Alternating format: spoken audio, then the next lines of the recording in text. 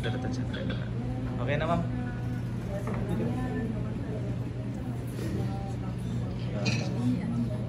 Okay na? Connected na? Okay na? Okay. So, good morning everyone. Today we are convening for the private conference of one goods for public bidding. So, before we start, may I request Ma'am Lee to lead us a prayer. May we all stand, put ourselves with the presence of the Lord. In the name of the Father, and of the Son, and the Holy Spirit. Amen. Heavenly Father, we come to you today, asking for your guidance, wisdom, and support as we begin this procurement activity, private conference for one public bidding for goods. Help us to engage in a meaningful procurement activity. Allow us to grow closer as a group and nurture the bonds of a working family. Fill us with your grace, Lord God, as we make decisions that might affect our targets, timelines, and outputs. And continue to remind us that all that we do here today and this morning, all that we accomplish is for the pursuit of our greater glory of you and for the service of the public. We ask these things in your name. Amen. In the name of the Father, and of the Son, and of the Holy Spirit. Amen. Good morning, everyone. Okay, thank you, Ma'am Lee. So, again, before we start, may I request Engineer Brian Espejo to announce if we have a quorum for today's activity. In behalf of Ma'am Mary Jane Gradillo, our Head of Procurement Unit, magandang umaga po sa ating lahat. Nandito po ang ating Chairman at ang ating Vice Chairman, si Ma'am Jonah, and taking the opportunity to thank God, kasama natin si Sir Edwin. There is a quorum, Ma'am Vice Chairman. Okay, thank you very much for that pronouncement. So we have a quorum. So I now announce this proceeding to be called to order. So may I acknowledge the presence of the members of the BAC, Ma'am Chona, good morning, and Sir Efren.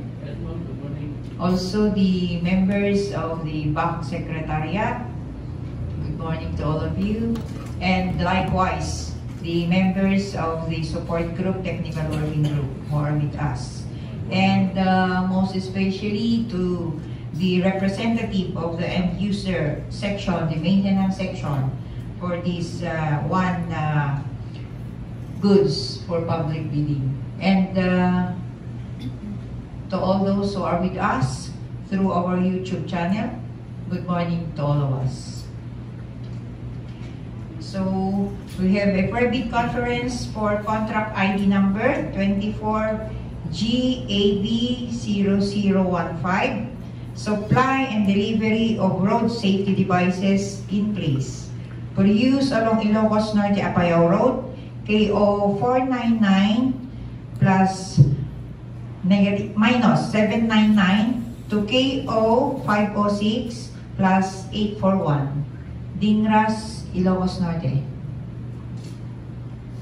For the brief presentation of the basic contract data, including the contract description, the ABC, and the duration for the delivery of goods, may I request the end user from the maintenance section representative, Engineer Joseph Nicolas, and Engineer Lorlene Castillo to discuss to us and present this contract ID 24G AB0015. Thank you.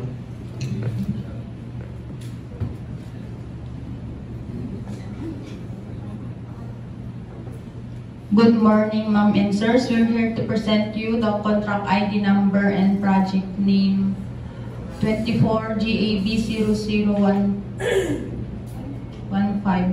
Supply and delivery of road safety devices in place for use along Ilocos Norte Apayao Road, K0499 plus minus 799 to K0506 plus 841, location, Dingras, Ilocos Norte, with an ABC of 8,999,020 pesos, 0.80. Source of fund SR 2024-12-021936 with a project duration of 30 calendar days.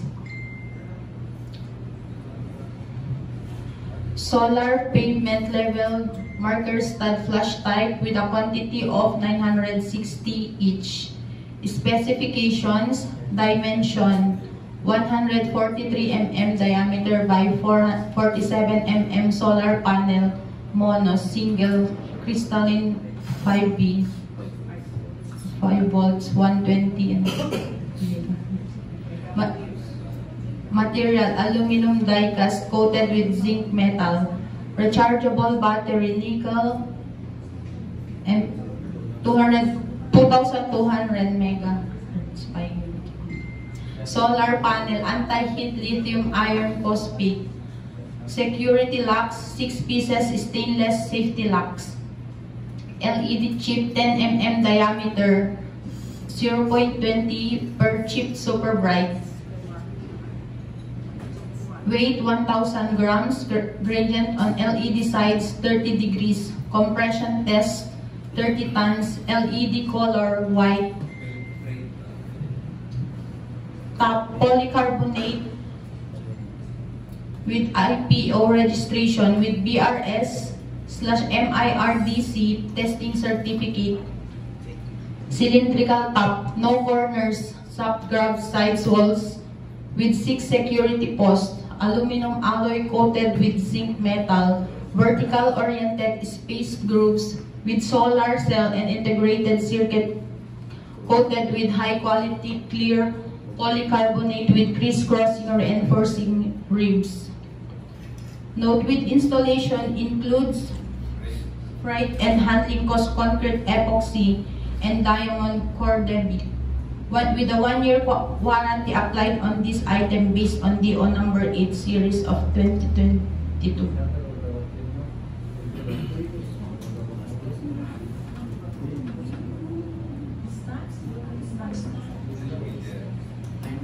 Distance in the installation? 9 meters as Apart. per, yes ma'am, as per DO ma'am.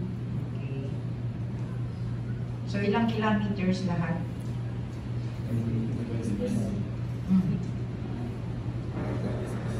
How many kilometers? 8.5 kilometers ma'am. More or less 8.5. Yes ma'am, right. Sa center? Yes ma'am. Any other questions or issues with regards to that presentation? No questions so far, so let's continue. So the documents to be submitted by the bidders for the technical proposal, certificate of PhilJEP's registration with platinum membership, statement of the prospective bidder of all its ongoing government and private contracts, including contracts awarded but not yet started, if any, whether similar or not similar in nature, and complexity to the contract to be bid.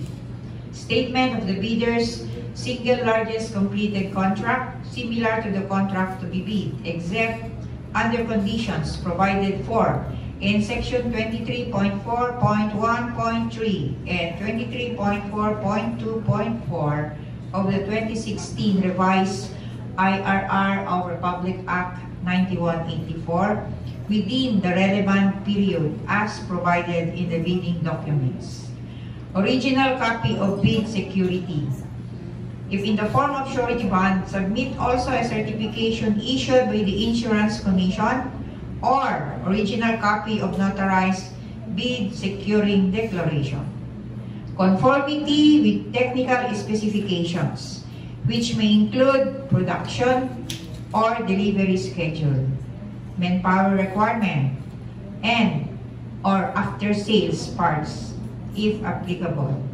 Original duly signed omnibus SORNI statement, or original notarized secretary certificate in case of corporation, partnership, or cooperative, or original special power of attorney of all members of the joint venture giving full power and authority to its officer to sign the omnibus sworn statement and do acts to represent the bidder. And for the financial proposal envelope, the prospective bidder's computation of net financial contracting capacity, or the NFCC, or a committed line of credit from a universal or commercial bank in lieu of its NFCC computation, if applicable, duly signed joint venture agreement in case of the joint venture is already in existence, or duly notarized statements from all the potential joint venture partners stating that they will enter into and abide by the provisions of the joint venture agreement in the stance that the bid is successful. Original of duly signed and accomplished financial bid form. Original of duly signed and accomplished price schedules. And the criteria and procedure for the eligibility check, the preliminary evaluation of the bids, and the detailed evaluation of the bids, post-qualification, and award. The financial component of the bids of each past bidder shall be evaluated using non-discretionary criteria, including arithmetic corrections for computational errors, and thus determine the correct total calculated bid prices. The BAC shall automatically disqualify any total calculated bid price which exceeds the ABC.